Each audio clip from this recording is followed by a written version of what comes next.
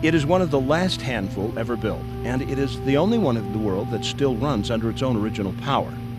A phoenix of an earlier time that has literally raised from its own ashes. PT-658 was built to serve along its sister ships in the battles of World War II. However, as one of the youngest to report for duty, it never saw action, and therefore it survived. Found in the San Francisco Bay Area by a group of World War II PT boat vets in their 70s, it was pulled from the mud in 1994 and transported to Portland, Oregon, where they set out to fulfill their dream of riding upon the decks of a mosquito boat just one more time. With the same determination and duty that saw these vets through the war, the boat has been resurrected to its original wartime incarnation. It has survived setbacks of finding or fixing the original equipment, a major fire, hence the Phoenix reference, and loss of most of its original stakeholders that set out to save this piece of unique 20th century history. The boat has seemed to defy all odds. We started in on this job, there was all kinds of people that said that that boat will never be back in the water again, so it does our heart good to see the thing underway and know that those people were wrong. Through the years, a younger generation of Korean and Vietnam vets have come on board to stand by their veteran brothers and take up the torch that was lit by the original group. That fire of passion for the 658 now burns in them. Once you get attached to these World War II guys, there's something about those guys that were heroes when they were 17 years old, and that lifestyle that they learned in the Navy, it stayed with them. Many of the deep, dark secrets that seemed destined to be buried, along with the shipwrecks of the history of the Pacific, have now been passed on. I came down here to help a buddy work on an old boat, and I met some PT boat veterans who I learned to respect for what they did in the war with these fragile old boats.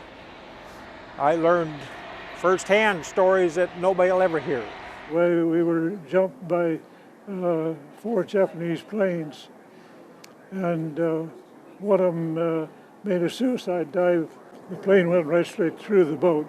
And I was up on the bow. When that plane hit, it was like somebody jumping on a springboard or something. We just went sailing off like we'd been shot from a catapult.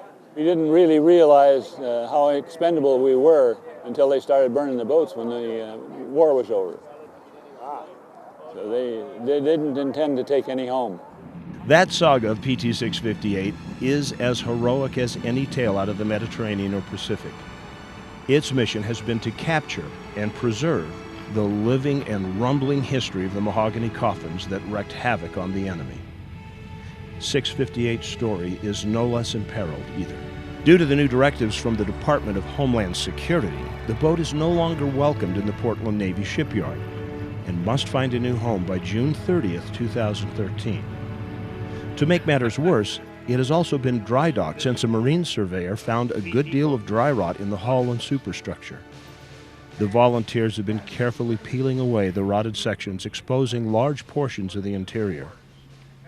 The tax-deductible foundation needs contributions to keep the boat and the dream alive. To get this boat back into running condition is going to take us close to $200,000.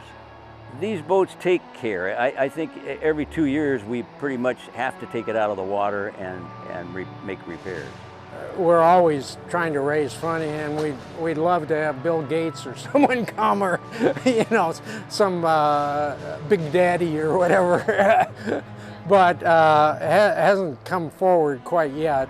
But more important than one benefactor, it is the legions of us who, just like the veterans that came together 2 decades ago to accomplish the impossible, can get up from our chairs and pay history a visit and a tribute with a contribution.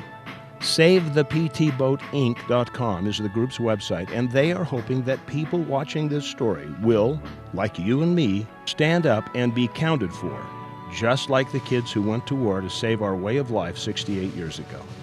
From the shoreline, I'm Chad Booth.